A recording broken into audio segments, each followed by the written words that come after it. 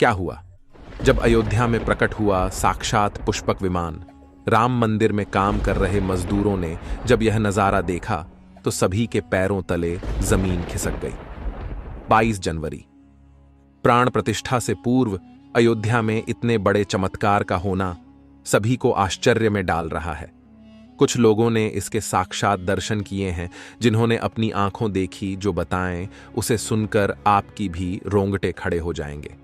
आगे बढ़ने से पहले अगर आप एक सच्चे सनातनी हैं, प्रभु श्री राम को अपना आराध्य मानते हैं, तो इस वीडियो को लाइक करके कमेंट बॉक्स में जय श्री राम जरूर लिखें। दोस्तों, 22 जनवरी 2024 को रामलला अयोध्या के नए भव्य मंदिर में विराजमान होंगे। इस शुभ कार्यक्रम के लिए पूरे देश में निमंत्रण बांटा जा रहा है। शहर से लेकर गांव तक, घर घर अक्षत वितरण में बच्चों से लेकर बड़े तक सहयोग कर रहे हैं। यहां तक कि महिलाएं भी घर घर जाकर अक्षत और श्री राम की अयोध्या की फोटो वितरण कर रही हैं। अयोध्या में राम मंदिर में भगवान रामलल्ला की प्राण प्रतिष्ठा कार्यक्रम की तैयारियां तेजी से की जा रही हैं।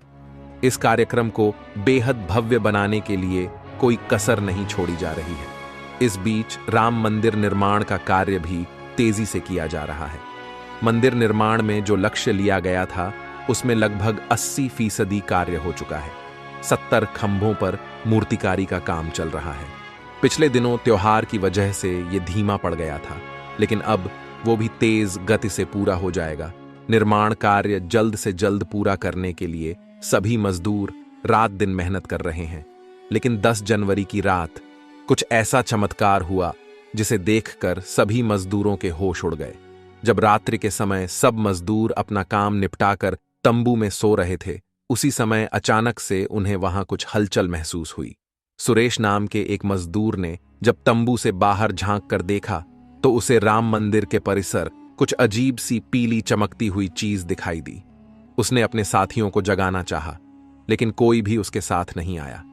जब हिम्मत करके सुरेश जब राम मंदिर परिसर में पहुंचा तो वहां का नजारा बहुत चौंकाने वाला था, क्योंकि वहां पर उसे एक बहुत ही दिव्य चमत्कारिक विमान दिखाई दिया, जिसका आकार मोर के समान था, जो दिखने में काफी सुंदर और तेज से परिपूर्ण था, जो कि राम मंदिर परिसर में पिछले क्षेत्र में उतर रहा था।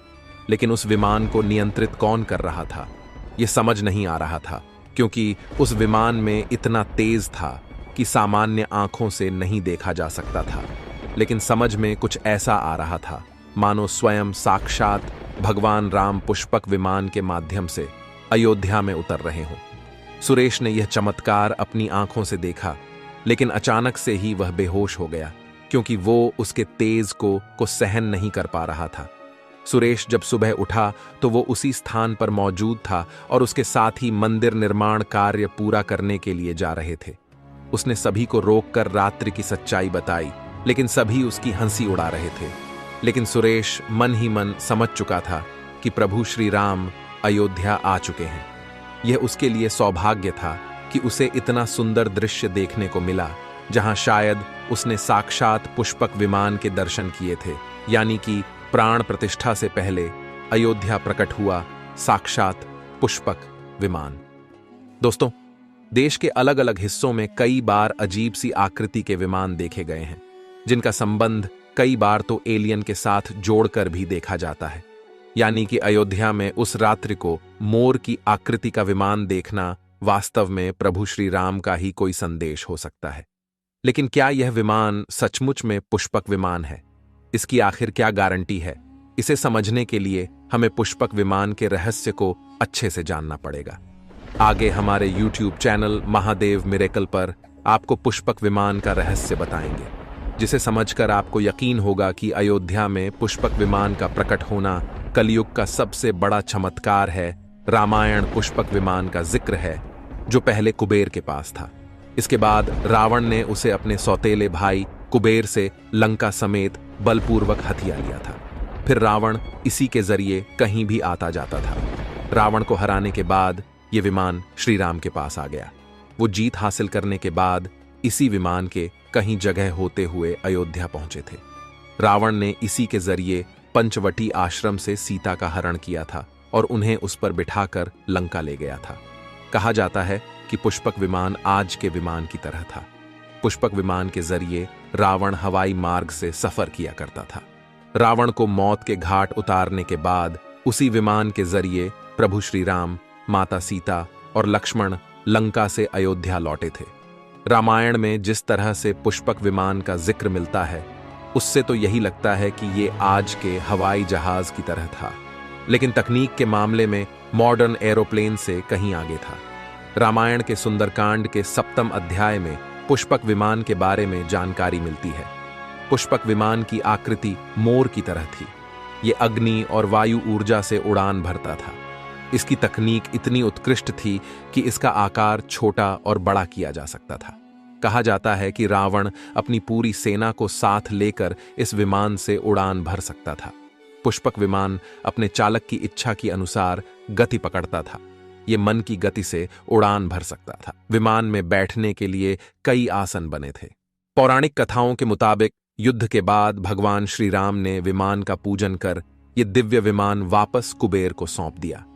कुबेर ने पुष्पक विमान को भेंट स्वरूप प्रभु श्री राम को दे दिया, जिसके बाद इसी पुष्पक विमान से प्रभु श्री राम, माता सीता और लक्ष्मण अयोध्या पहुंचे।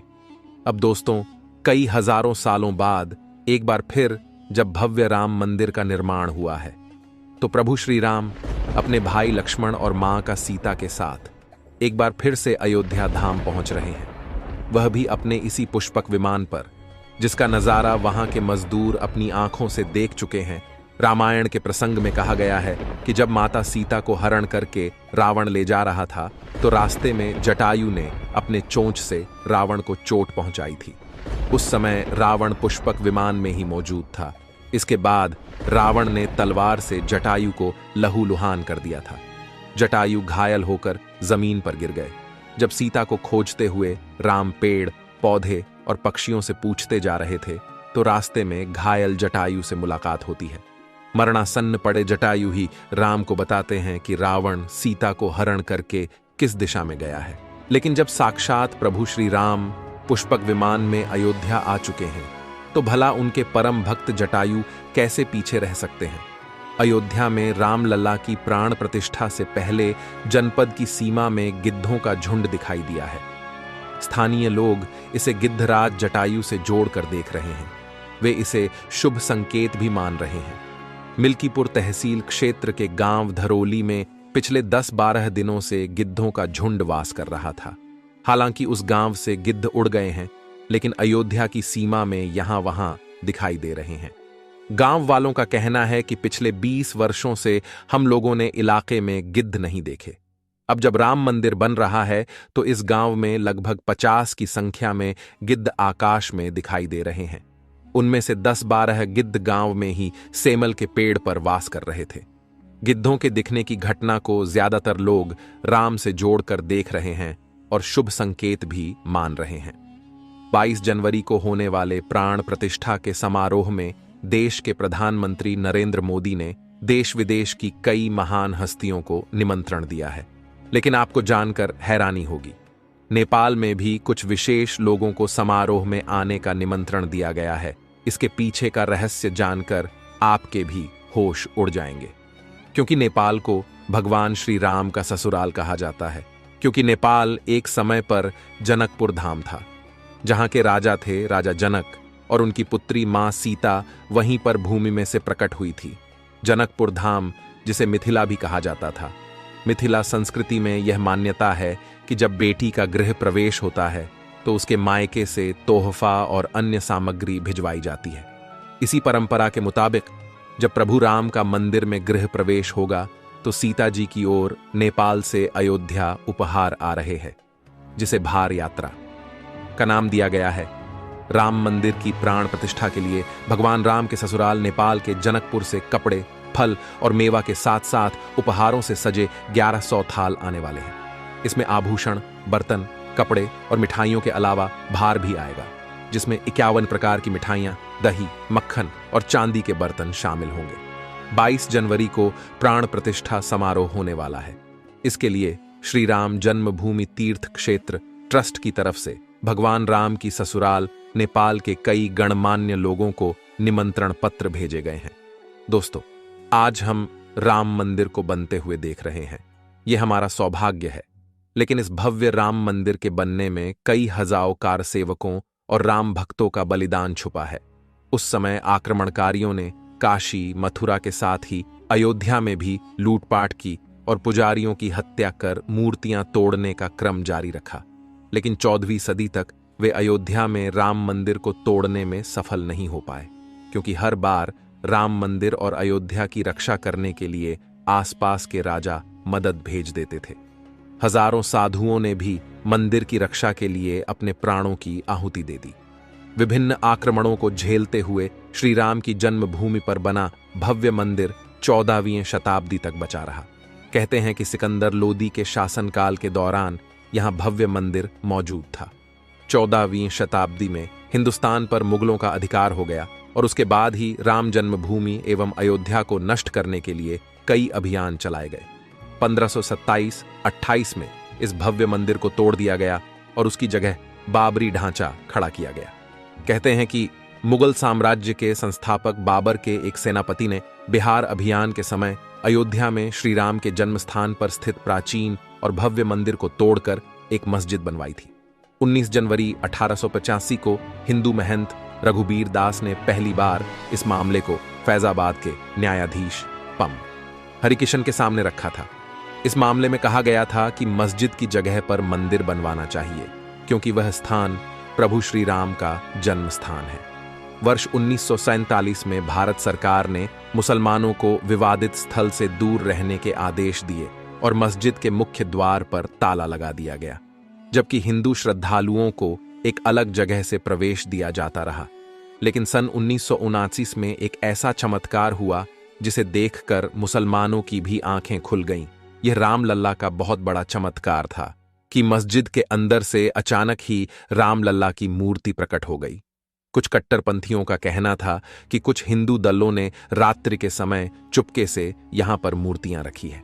1939 में भगवान राम की मूर्तियां मस्जिद में पाई गईं। मुसलमानों ने इस पर विरोध व्यक्त किया और दोनों पक्षों ने अदालत में मुकदमा दायर कर दिया। सरकार ने इस स्थल को विवादित घोषित करके ताला लगा दिया। 30 अक्टूबर 1990 को हजारों राम भक्तों ने मुख्यमंत्री मुलायम सिंह यादव द्वारा खड़ी की गईं अनेक बाधाओं को पार कर अयोध्या में प्रवेश किया और विवादित ढांचे के ऊपर भगवा ध्वज फहरा दिया। लेकिन 2 नवंबर 1990 को मुलायम सिंह यादव ने कार सेवकों पर गोली चलाने का आदेश दिया, जिसमें सैकड़ों राम भक्तों ने अपने जीवन की आहुतियां दी। सरयू तट राम भक्तों की लाशों से भर गया था। इस नृशंस हत्याकांड के बाद अप्रैल 1991 को उत्तर प्रदेश के तत्कालीन मुख्यमंत्री मुलायम सिंह यादव को इस्तीफा देना पड़ा। उस समय कोठारी बंधुओं के बलिदान की चर्चा खूब रही।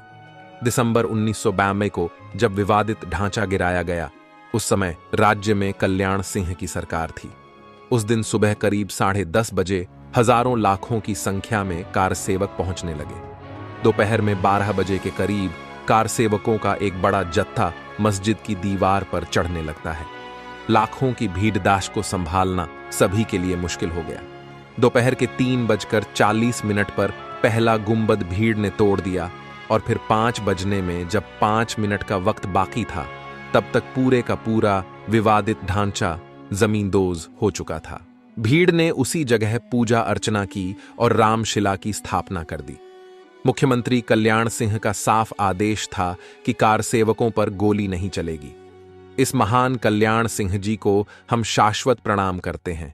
दोस्तों, राम मंदिर को बनता हुआ देखना सौभाग्य है, लेकिन जब भी हम इसके पीछे हजारों हिंदुओं का बलिदान देखते हैं तो हमारी आंखें नम हो जाती हैं। इस पूरी वीडियो को देखने के बाद आक्रमणकारियों के लिए आपकी क्या विचार है, इसे कमेंट बॉक्स में जरूर बताइएगा। हमारे महान शहीदों के लिए आपकी श्रद्धांजलि नीचे कमेंट बॉक्स में जरूर दीजिएगा।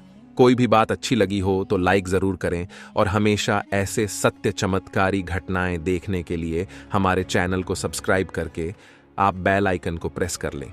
अभी के लिए आप सभी दर्शकों को हर हर महादेव।